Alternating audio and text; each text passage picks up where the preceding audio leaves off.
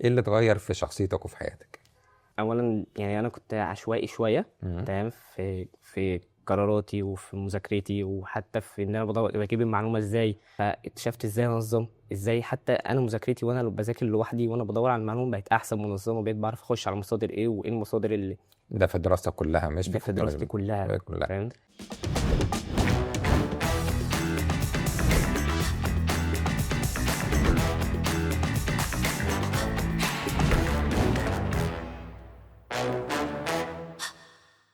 خلونا نرحب بضيفنا النهارده احمد. ازاي؟ الحمد لله. يا اخبارك؟ ازي حضرتك؟ الحمد لله. احمد، انت في سنه كام؟ في سنه اولى تخصص في هندسه كمبيوتر واتصالات. احمد، انت ابتديت بقى وعندك كام سنه؟ يعني ابتديت كبير شويه، كان عندي 16 سنه. 16 سنه. ده وقت مناسب ولا وقت متاخر ان انت تدخل مجال التكنولوجيا؟ انا كان عندي باك جراوند اصلا عن البرمجه، وكان عندي باك جراوند عن التدريس، وكان عندي باك جراوند. خدتهم ازاي بقى الباك جراوند قبل 16 سنه؟ كنت بحب اعمل حاجات لوحدي واتعلم لوحدي، وكنت بعمل برامج وكده.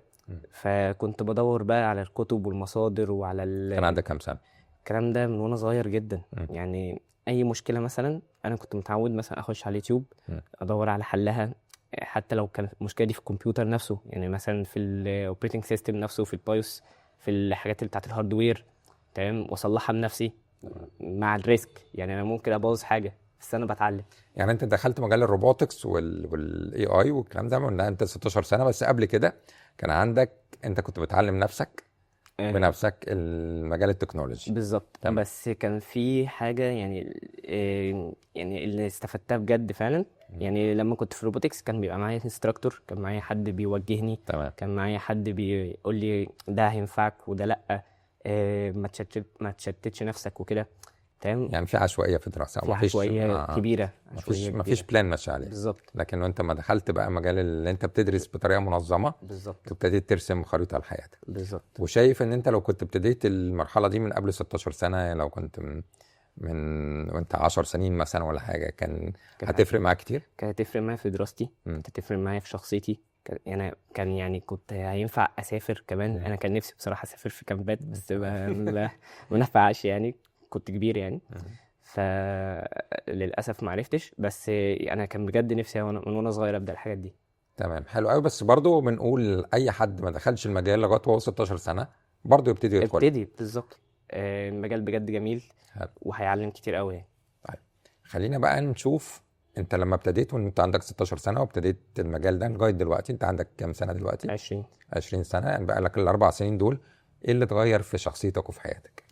اولا يعني انا كنت عشوائي شويه. تمام. في قراراتي وفي مذاكرتي وحتى في ان انا بجيب المعلومه ازاي. تمام. لاني ما اتعودتش ان حد يشرح لي، حتى الموضوع كان بالنسبه لي ايه ده بس كده، اللي هو انت خلاص هي المعلومه كده. فكنت بحس ان انا بتكروت، بس هو الفكره ان انا اللي كنت بصعب على نفسي. تمام. فالموضوع كان بيبقى اسهل. تمام. فاكتشفت ازاي انظم، ازاي حتى انا مذاكرتي وانا بذاكر لوحدي وانا بدور على المعلومه بقت احسن منظمه، بقيت بعرف اخش على مصادر ايه وايه المصادر اللي ده في دراستك كلها مش ده في دراستي كلها. كلها. ده اللي اتغير في شخصيتك. بقيت تمام. بعرف اوصل المعلومه. فكرك اترتب. فكري اترتب جدا. بقيت بعرف يعني ابقى يعني عندي leadership skills وكده. فبقيت بعرف مثلا لو اتحطيت في بروجكت في الكليه ولا حاجه، اعرف اهندل الدنيا، اقول بص انت هتاخد كذا وانت هتاخد كذا، وهنقسم الشغل على بعضينا وهنخلص ونجمع نجمع الحاجه وخلاص البروجكت خلص. جميل يعني. طب احمد، انت بتستخدم الاي اي في حياتك؟ شايف بقى الاي اي ده كمان 10 سنين ممكن يكون احنا بنعمل بيه؟ لا، حاجات كتير قوي. يعني مثلا في دلوقتي سباق على الكوانتم كومبيوتنج. اولا ان كوانتم كمبيوتر يبقى هو العقل مثلا بتاع اي اي، او يشغل ويعالج الداتا كلها وكده، هيبقى طفره. تمام. دي حاجه. حتى في الاتصالات في اي حاجه. فانا شايف بجد مستقبل للاي اي كبير جدا، وبحر علم مفتوح. حابب تقول ايه بقى للناس اللي لسه ما دخلتش المجال ده وهي في مرحله عمريه عندهم 16 سنه؟ يعني ما تكسلش. تمام. ما ترفضش حاجه انت ما جربتهاش. جرب، يمكن تتبسط، يمكن تعجبك. تمام. يعني ما تخشش تمام وتحكم على حتى اول شهر او شهرين. جرب فتره كامله تمام، جرب اقعد فيها، اعرف الناس اللي معاك، اتعلم بجد. انت لما هتلاقي انك فاهم تتعلم بجد وانك مبسوط هتحب المجال من غير ما تلاحظ. انا مبسوط ان انت يعني لحقت نفسك على اخر وقت ودخلت المجال ده. وهل لو ما كنتش دخلت درست بقى روبوتكس ودخلت المسابقات والحاجات دي في اخر سنين الدراسة بتاعتك، هل كنت هتدخل كلية الهندسة ولا كان ممكن تدخل كلية تانية؟